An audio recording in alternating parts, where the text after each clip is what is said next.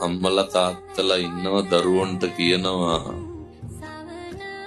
මේ අරුන් මෙහෙමයිනේ මෙවුන් මෙහෙමයි ඔවුන්ගේ ගෙවල් වල යන්න එපා ආශ්‍රය කරන්න එපා ගොඩක් දෙමව්පියෝ තමයි වෛරය ක්‍රෝධය පතුරන්නේ දරුවන්ට අප්‍රිය කරනවා දෙමව්පියෝ දැන් අපි හිතමුකෝ හොඳවත්තන්ට මතක් වෙයි අපේ අම්මා තාත්තා වයි කිය. ගෙදර ඉන්නවා කිය.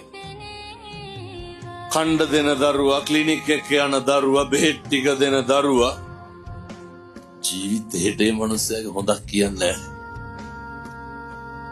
අවුරුද්දකට සැරයක් ඔය සරමකුයි චීත්තකුයි හැට්ටකුයි සීනේ 250කුයි කිරිපිටි පැකට් එකකුයි අරන් එන ඔය ඈත ඉඳන් එන කවුරු හරි දරුවෙක් ඉන්නවනේ ලොකු කවුද? අර කොහේවත් ඉඳන් එන මනුස්සය. අර හැමදාම කණ්ඩ බොණ්ඩ දෙන දරුවා. දකින්නේ වඩු පාඩුනේ. අවුරුද්දකට දෙපාරක් විතර ආවට පස්සේ ඒ දරුවා ළඟට අරගෙන කියන්නේ මොනවාද? අර මොකක් හරි වෙච්ච අඩු පාඩුවක් කියන්නේ.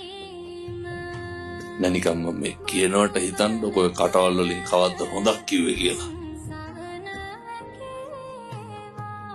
ජීවිතය අධිෂ්ඨාන කරගන්න.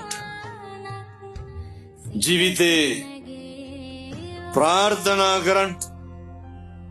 මිම්මනත කවදාවත් ඔය කටවල් වලින් අනෙකගේ අගුණ කියන්න එපා. මේවා නම් හදා ගන්න ඕන දේවල් පින්නතුනේ.